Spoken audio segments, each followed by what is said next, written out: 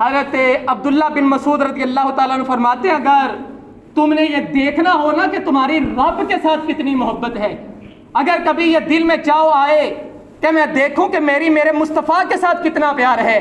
حضرت عبداللہ بن مسعود نے یہ ترازو یہ پیمانہ دیا، فرمانے لگے اگر چیک کرنا ہو کہ تمہارے دل میں رب رسول کا کتنا پیار ہے تو پھر دیکھ لیا کرو کہ تمہاری قرآن کے ساتھ کتنی محبت ہے، تمہاری زندگی میں قرآن کی تلاوت، قرآن کا شوق، قرآن سیکھنے کا جذبہ اور قرآن کو سمجھنے کی لگن کتنی ہے۔ فرمایا جتنا پیار تیرا قرآن کے ساتھ ہوگا اتنی ہی محبت تیری رب اور رب کے رسول کے ساتھ ہوگی۔ اور یہ قرآن کی محبت ایسی ہے، یقین کریں کہ اس قرآن کی محبت کو دل میں بسا کے دیکھیں۔ بہت سارے اس طرح کے ہوں گے بد نصیب کے جو رمضان میں بھی قرآن نہ پڑھ سکے اور رمضان میں پورا رمضان گزر گیا اور آج تک وہ پورے قرآن مجید کی تلاوت نہیں کر سکے۔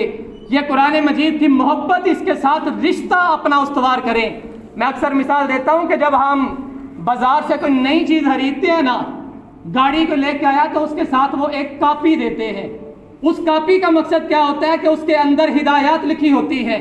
کہ اتنی دیر کے بعد اس گاڑی کی تم نے ٹیوننگ کروانی ہے، اتنی سپیڈ پر اس کو چلانا ہے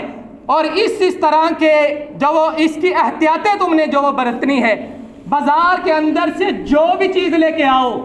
اس کا ڈبہ جب کھولو تو ایک کاپی بھی اس کے ساتھ ہوتی ہے، اس کے اوپر ہوتا ہے کہ اس کا استعمال کس طرح کرنا ہے۔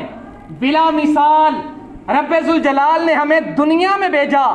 تو زندگی گزارنے کے لیے پوری ایک کتاب روشن مینار عطا فرمایا۔ فرمایا یہ قرآن میں نے دیا ہے، اس قرآن کو پڑھتے جاؤ، جو قرآن کہتا جائے عمل کرتے جاؤ، تمہاری زندگی بھی جنت بن جائے گی، آخرت بھی جنت بن جائے گی۔